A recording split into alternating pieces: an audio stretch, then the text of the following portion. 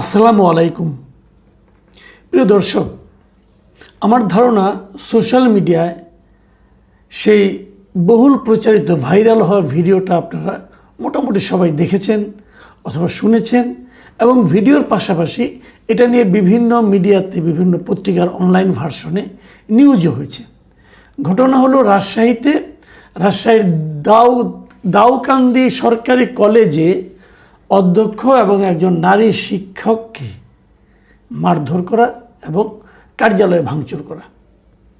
এবং ওই নারী শিক্ষককে যে মারধর করছে একজন লোক, এক ভদ্রলোক, উনি হাতে স্যান্ডেল দিয়ে তাকে পিটাচ্ছিলেন, সেই দৃশ্যও কিন্তু অধ্যক্ষের কক্ষে বসেই সেই দৃশ্যও কিন্তু আমরা সবাই দেখেছি।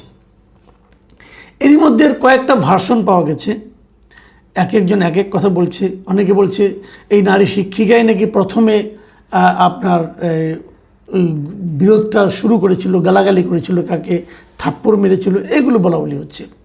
আবার এই যে দৃশ্যটা খুব বেশি দেখা গেছে, জুতা পিটার ব্যাপারটা, যেটা স্যান্ডেল দিয়ে পিটিয়েছে নারী শিক্ষককে, সেই ঘটনার পরেও নাকি আরেকটা দফা মারামারি হয়েছে। আবার ওরা যারা এখান থেকে ছিল এসে তারা আবার বাইরে যেয়ে নিজেদের লোকবল নিয়ে এসে তখন এই শিক্ষককেও পিটিয়েছে, আবার ওখানকার যে প্রিন্সিপাল তাকেও পিটিয়েছে।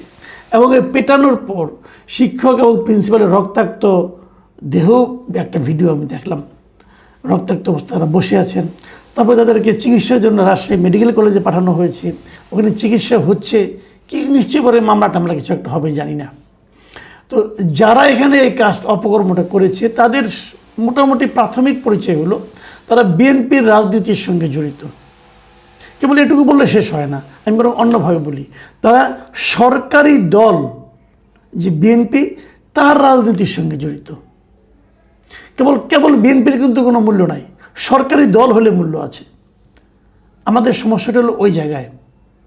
এই বিএনপি গত 15 বছর কোথায় ছিল? এই বীর পুঙ্গবরা, এই বিশিষ্ট বীর স্যান্ডেল হাতে নারীকে পিটায়, তারা গত 15 বছর কোথায় ছিল? কোথাও পাবে না। তখন তারা সবাই ইদরে করতেছিল। যেই তার দল সরকার এসেছে সেই মাত্র তারা সব এক একজন মহা ক্ষমতাবান রুস্তমে পরিণত হয়েছেন।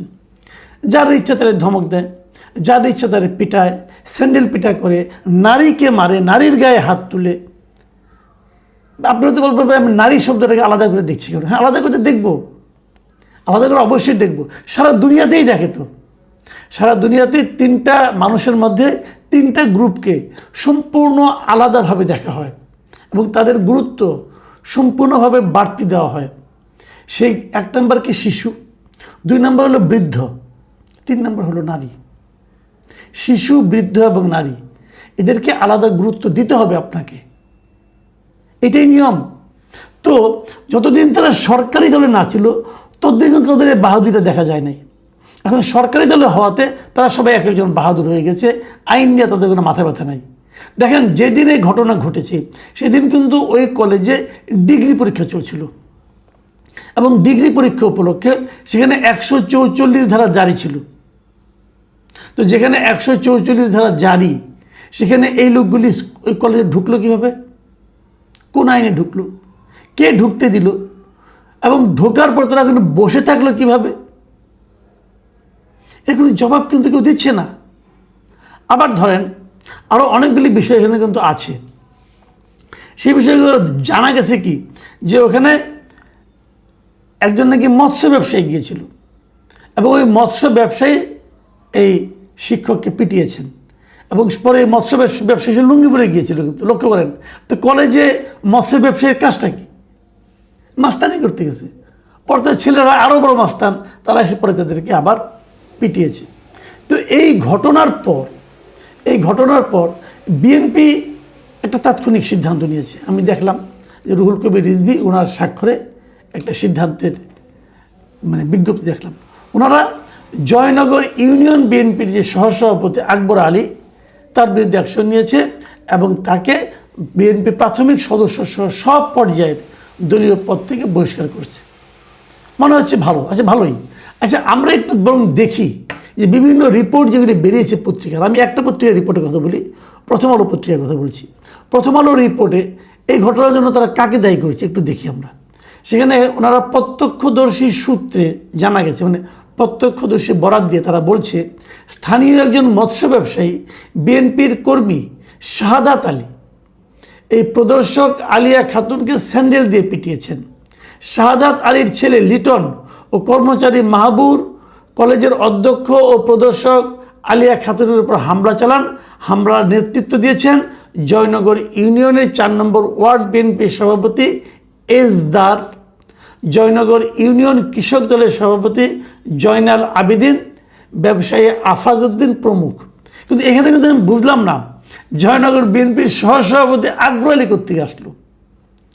প্রত্যক্ষদর্শীর বক্তব্যে কিন্তু আকবর আলীর নাম নাই, অন্যদের নাম আছে, কিন্তু এই সহসভাপতিকে বিএনপি কেন্দ্রীয় কমিটি বহিষ্কার করেছে।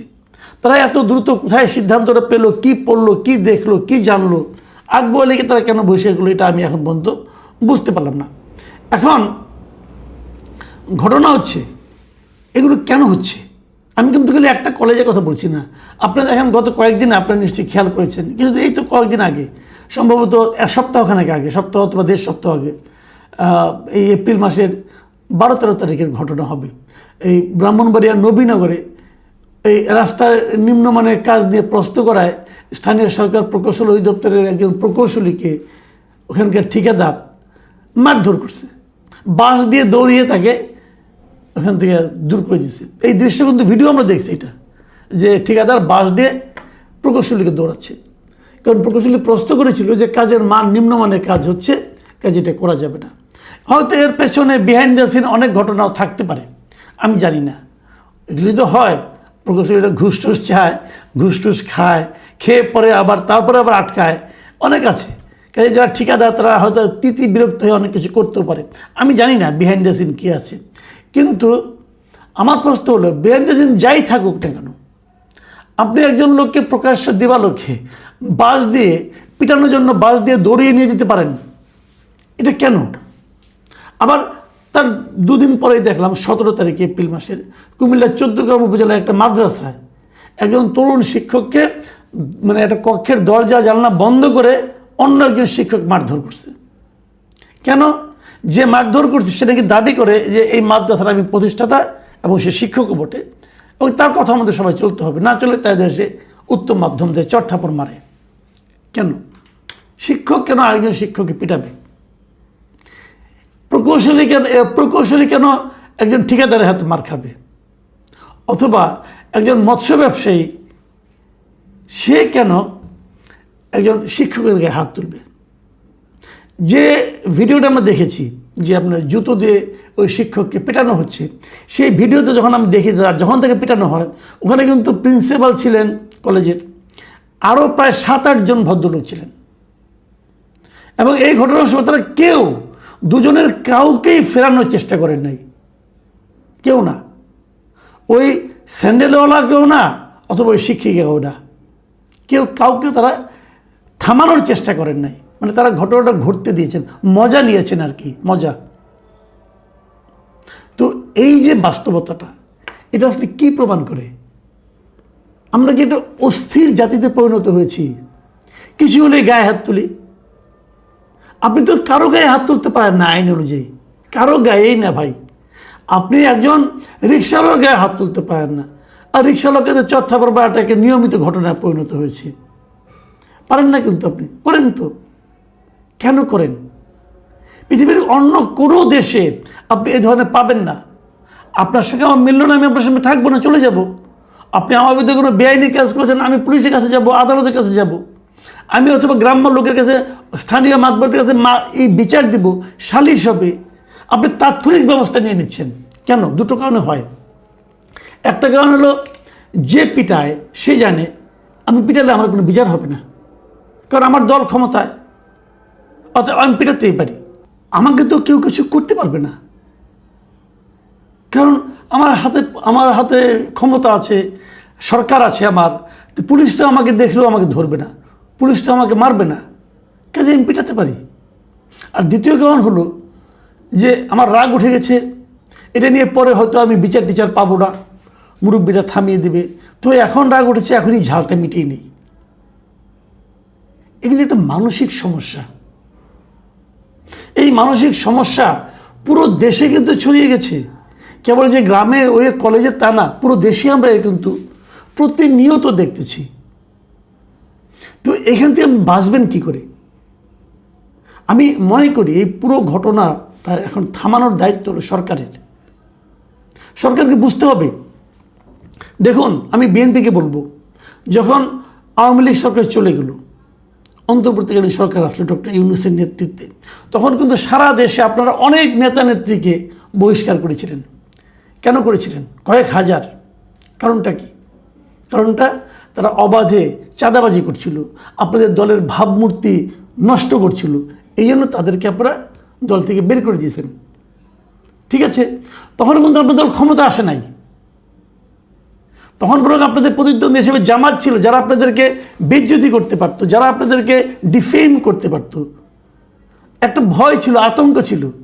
আপনারা এত, তার মধ্যেও যারা চাঁদাবাজি করেছে বহিষ্কার করেছেন।